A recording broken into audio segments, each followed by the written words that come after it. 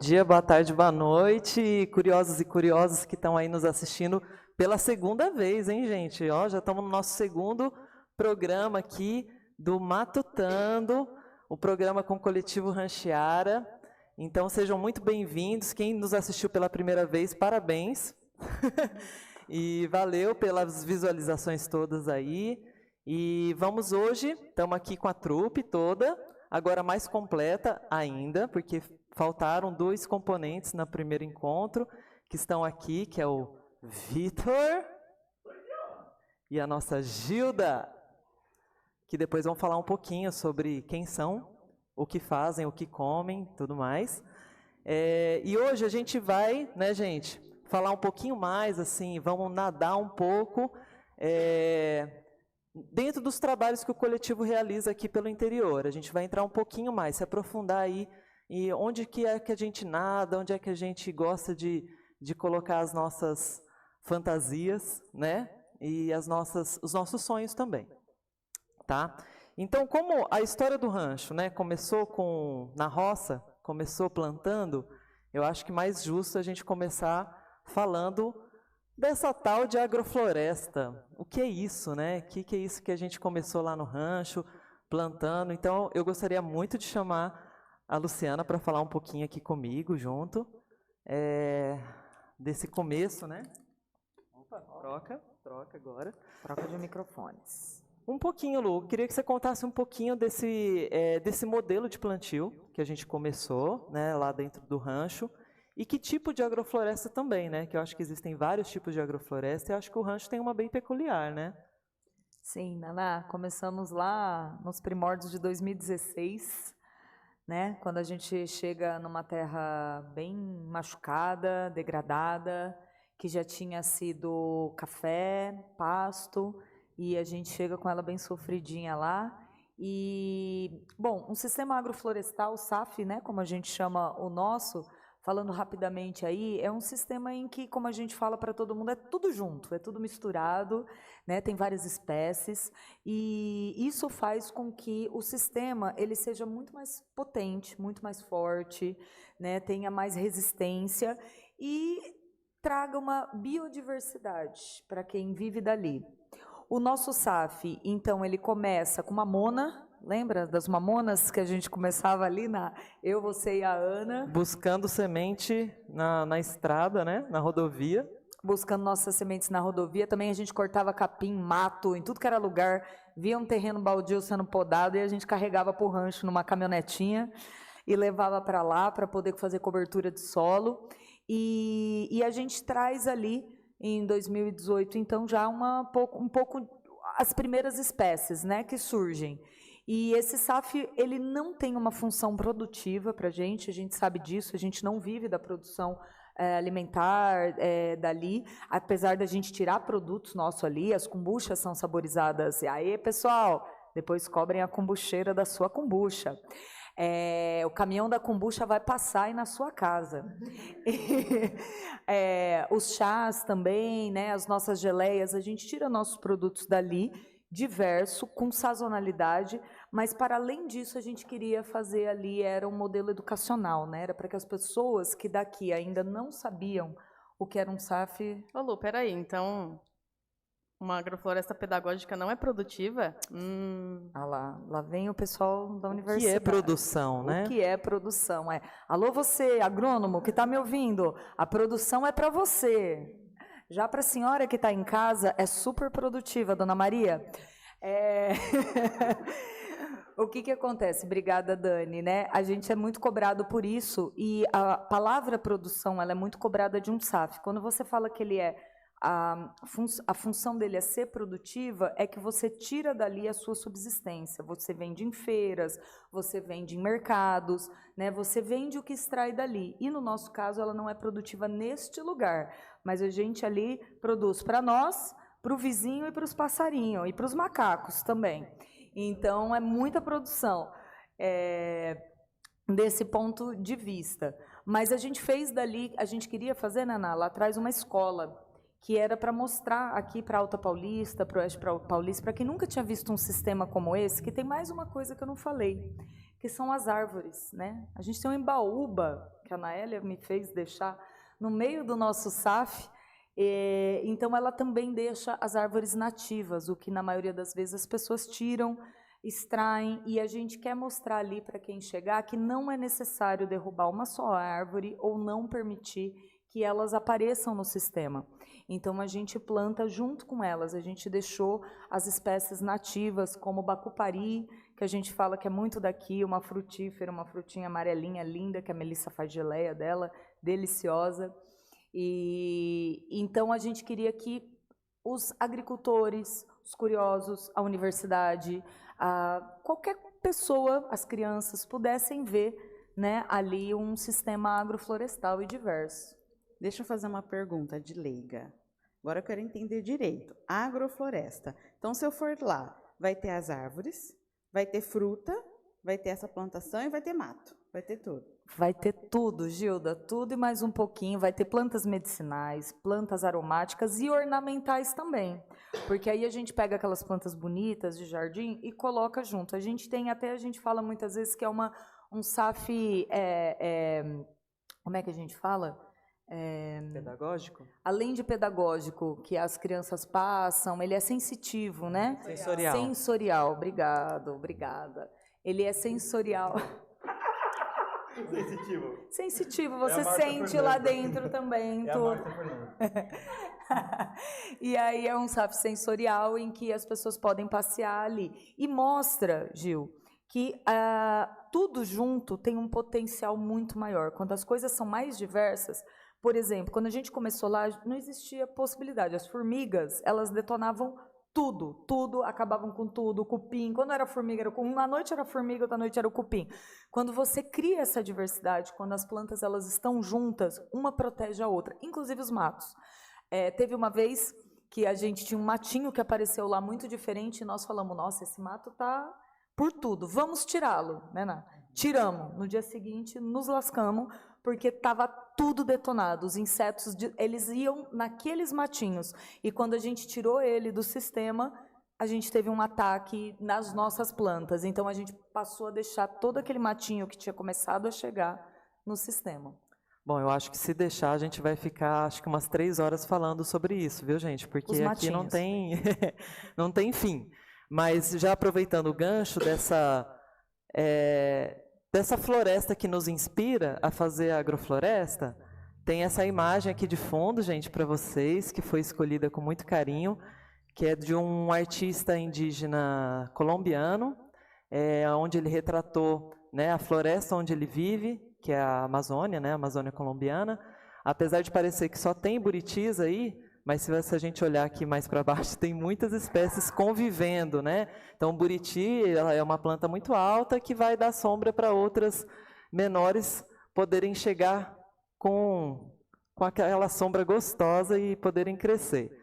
Mas, voltando aqui a esse trabalho precursor, aqui, que foi a agrofloresta, eu acho que a agrofloresta foi uma forma também de começar uma outra atividade no rancho, que foram os mutirões, né? Eu acho que aí começaram, então, esse chamamento aí para quem sentiu uma certa afinidade. Peraí, o que é isso que está rolando no rancho? E aí começaram alguns cursos, encontros, vivências, né?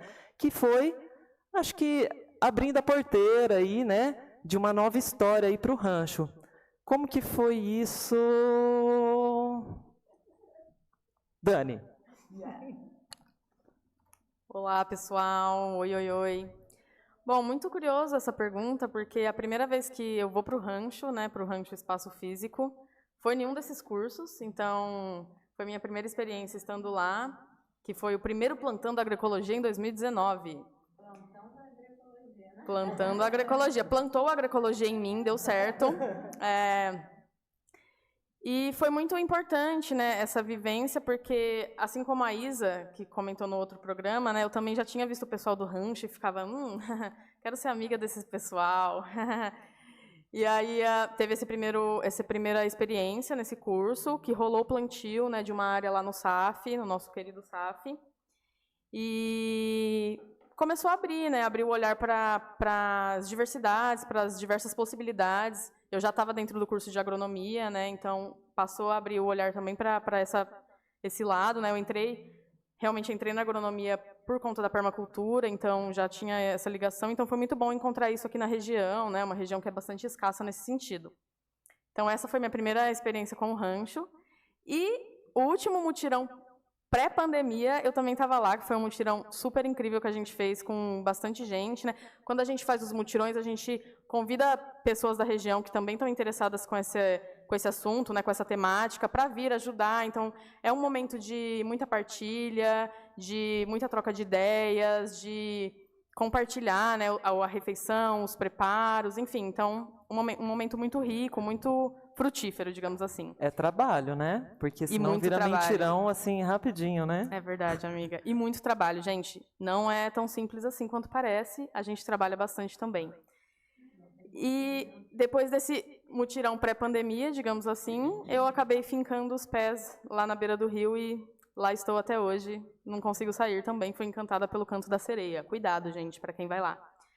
Mas eu acho que é isso, né? É um momento da gente se fortalecer, o pessoal que está engajado com a agroecologia, que é muito difícil fazer agroecologia no meio dessa monocultura, né? Como a gente falou um pouquinho no último programa também, então não é fácil. Então a gente precisa de muita coletividade, muito trabalho junto mesmo, né? Para desenvolver. É isso. Passo a palavra. Por favor, posso falar? Eu acho que eu sou a última a entrar no coletivo, né? E eu acho que a maioria do pessoal aí pensa no coletivo, aquele grupo de pessoas que vive no meio do mato, com uma vida alternativa, comendo o que planta, fazendo ritual, e assim, essa era a visão que eu tinha, assim, né? Eu falava, gente, mas como assim? E aí, na verdade, eu comecei a conhecer os trabalhos, né? Eu não entendo nada de agroecologia, estou aqui porque me escolheram, porque eu sou virginiana sistemática, tá? Então, precisavam de alguém para fazer as planilhas, a parte burocrática. Estou eu aqui, graças a Deus, vocês, né, acolhem a habilidade de todo mundo, que eu acharia que seria um defeito. Gil, mas tá isso bom. é agroecologia, a diversidade. Exatamente. Então, claro que você está dentro. E aí, quando eu conheci o coletivo, eu vi que era isso, né? Essa diversidade, de ver o potencial de cada um, tem um objetivo em comum, né? E aí pega o potencial de cada um e faz essa luta. E agora que eu estou entendendo sobre a agroecologia, vou perguntar coisas, aí vocês vão ver, tá nos episódios que eu vou perguntar coisa de leiga mesmo, tá? Mas eu conheci mesmo por conta disso. Então, deu a abertura, me chamaram para um dos projetos, né, que a gente vai falar mais para frente, e eu fiquei muito feliz. Então, o rancho me lembra muito essa questão de acolhimento, né? Então, o coletivo é isso, vamos todo mundo lutar junto, né? Todo mundo tem seu potencial, também tem suas fraquezas e limitações, mas é esse trabalho que é bonito, e aprender isso, essa construção, né, de tirar da cabeça aquela visão que eu tinha. É muito interessante, convido todos vocês para conhecer, porque realmente é uma oportunidade e uma experiência muito boa que a gente aprende, assim, estando com todos vocês, porque todo mundo tem habilidade, né, todo mundo tem um potencial a ser desenvolvido que cabe dentro da agroecologia. Vou aprender, calma. É isso aí, Gil. E uma coisa que, nesse trabalho de encontros, né, que começou a acontecer dentro do rancho, a gente percebeu que, acho que muitas, digamos que disciplinas da escola poderiam ser transferidas ou dadas, ensinadas ou transferidas, enfim, ali dentro, ali mesmo no rancho. E que poderiam ser melhor assimiladas, inclusive, porque isso acontecia com a gente, né? Coisas que às vezes a gente não conseguia entender na escola, a gente passou a entender no campo. Então a gente começou a pensar, poxa, e se as crianças viessem para cá? Né? E começa um trabalho que eu gostaria que a Mel contasse um pouquinho dessa trajetória do rancho com a educação ambiental para crianças de 0 a 100 anos, mas... Ai, bom, esse trabalho, eu acho que eu fico matutando, né, enquanto as pessoas estão falando, enquanto as meninas estão falando, e sobre várias coisas, porque a gente também tem esse lado que é técnico dentro da agronomia, né, principalmente eu e Dani, que estamos dentro da academia, e pensar temas e não abordá-los de forma não mais profunda, porque realmente seria, acho que, um mês só de programa falando de agrofloresta e agroecologia, mas só para sintetizar um pouquinho da agrofloresta, né? A gente está falando aqui do nosso modelo de agrofloresta. O que caracteriza, de fato, uma agrofloresta é a presença de espécies arbóreas, né? Pode ser uma ou mais espécies, pode ser uma agrofloresta frutífera, pode ser uma agrofloresta com hortaliças, com animais, com ervas medicinais. Então, cada pessoa vai ter o seu modelo e aplicar o seu modelo de agrofloresta de acordo com a sua realidade, né? Então, com as suas limitações de topografia, de implementos, de mão de obra, né? Então, tudo isso vai depender muito de quem está implantando esse sistema. Para além disso, eu vou falar, né, vou responder a pergunta da Naná, porque não dá para desvincular agrofloresta, agroecologia e esse contato com a comunidade. Quando o sistema agroflorestal do Rancheara foi implementado, ele foi implementado de uma forma muito sensitiva, aí sim acaba sendo sensitiva, né, com o objetivo de recuperação, né, daquele solo que estava degradado, que passou por um montão de coisas, pisoteio de animais, de forma não regulada, e quando eu falo não regulada é assim, coloca lá e deixa ver o que acontece. Então, isso impacta a qualidade do solo de diversas formas. Então, a agrofloresta, que começa com as mamonas, que era a única espécie que suportava e resistia naquele habitat, começa a ser incorporado outras coisas. E aí eu acho muito interessante que é a partir daí também que a gente começa a ver a importância da cidade na agrofloresta, porque os resíduos de poda urbana, as folhas das calçadas que as vovós iam limpando, tudo ia para esse sistema. E quando ela se transforma numa agrofloresta pedagógica, isso faz mais sentido dentro do coletivo, né? Dentro dos trabalhos que são realizados, porque essa agrofloresta ela passa de uma temática só ambiental e ela também entra numa temática social, que é receber crianças, adolescentes, adultos, idosos, pessoas atípicas, é isso, né? A universidade, cursos, assim, já foram cursos de pedagogia, cursos de agronomia, foi a universidade de psicologia, foi a universidade da terceira idade, que é a UNAT, que é um projeto da Unesp e Dracena, junto com a Fundec. Então, assim, ela abre essa possibilidade da comunidade também conhecer outras perspectivas, e não só de plantio, não só de manejo, mas também outras perspectivas de vida, né? Então, colocando uma alimentação diferenciada, como as plantas alimentícias não convencionais, apresentando a kombucha, que é uma bebida probiótica, que é fermentada, que é a base de leveduras e bactérias, que é realizada de forma natural. Então, isso tudo acrescenta dentro da comunidade esse papel de importância da agrofloresta, né? Acho que, não sei se eu respondi, mas foi... Não, sim, acho que sim. Inclusive, me lembrou, Mel, de um primeiro bicho, germinação, né? Que foi uma gincana colaborativa que a gente meio que criou ali, inventou, né? Uma brincadeira para receber umas crianças de uma escola de Flórida Paulista, e que depois resultou num vídeo, né? Nós fizemos um vídeo contando um pouquinho das crianças, do que elas perceberam, do que elas sentiram, e tiveram alguns relatos muito bonitos, que a gente até vai deixar o link aqui na descrição do nosso vídeo de hoje, tá? Para vocês poderem assistir na íntegra, que são entrevistas que para a gente foram muito valiosas, que eu acho que validaram essa vontade, né, de passar para as crianças o quanto a floresta, né, aquele ambiente poderia ser, de fato, uma sala de aula, né, e aquela sala de aula onde se quer estar, e não que não vê a hora de se ver de chegar o recreio, né. Então, acho que eu gostaria de chamar também... eu tô Calma aí, tô que aqui, agora eu quero vou fazer chamar... um comentário, Naélia. Ah, você quer Você fazer? espera. Perdão, Vitor, vai lá, manda lá. Tudo Sua bem. reflexão, Vamos lá, Vitor. reflexão importante agora, galera. Primeiro me apresento, sou o Vitor, vamos lá, é isso. Também sou membro do coletivo já há um bom tempo.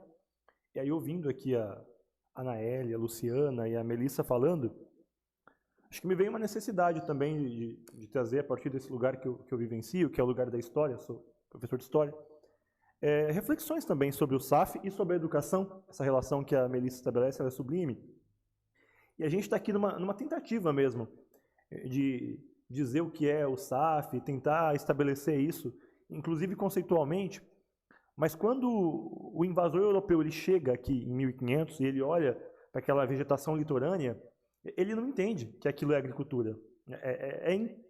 É impossível para alguém que tem uma cosmovisão, uma forma de interpretar o mundo tão baseada na monocultura, naquela ideia de que uma coisa só que gera dinheiro, aquilo sim é agricultura, olhar para aquela vegetação litorânea em que os indígenas conviviam pacificamente e harmonicamente e entender que aquilo, na verdade, também é uma forma de agricultura.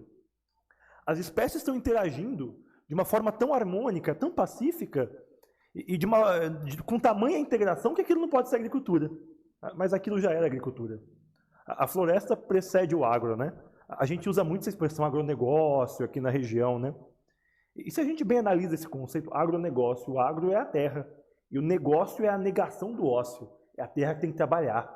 Ela tem que produzir. Ela tem uma função produtivista e não de produção. E o que tem a ver, então, a agricultura com a educação? Como que se estabelece um vínculo? Como a Melissa bem falava. Bem, se o português, se o europeu era incapaz de enxergar que era possível para a diversidade coabitar, conviver de uma forma harmônica, o que a gente tenta fazer em alguma medida é inverter essa ordem.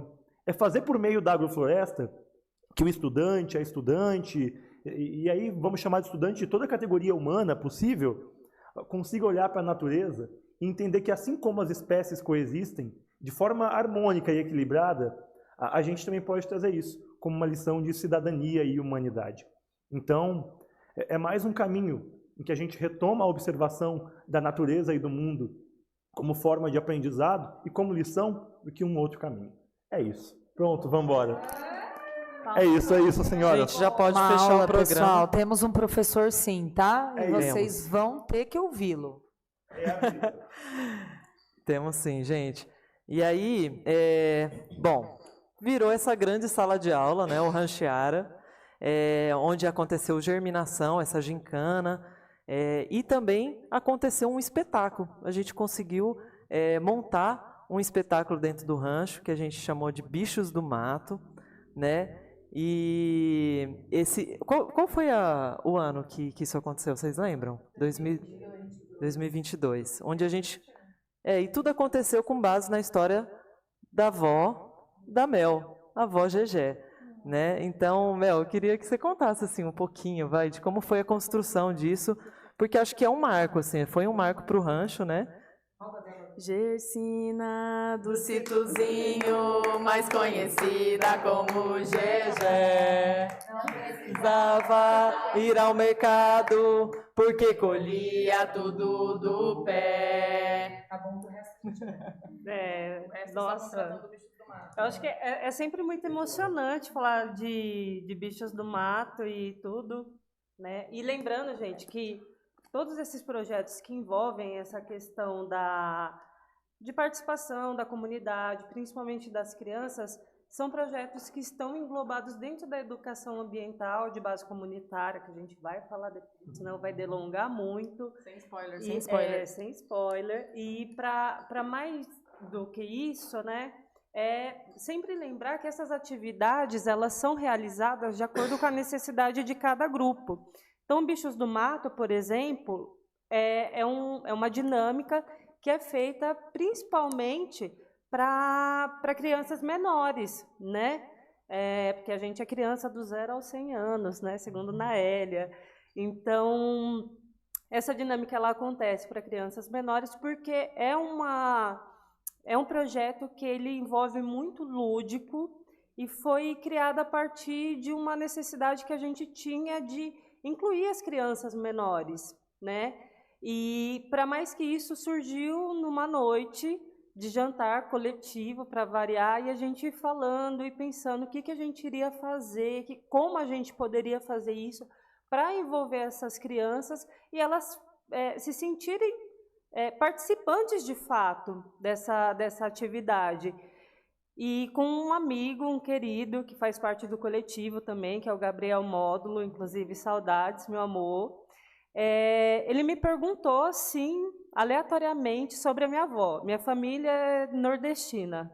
Minha mãe é da Bahia, meu pai é do Pernambuco, por isso eu tenho esse jeito de falar meio diferente, né? Porque isso a gente não consegue mudar, pode nascer em São Paulo, mas a gente é criado pelo Nordeste.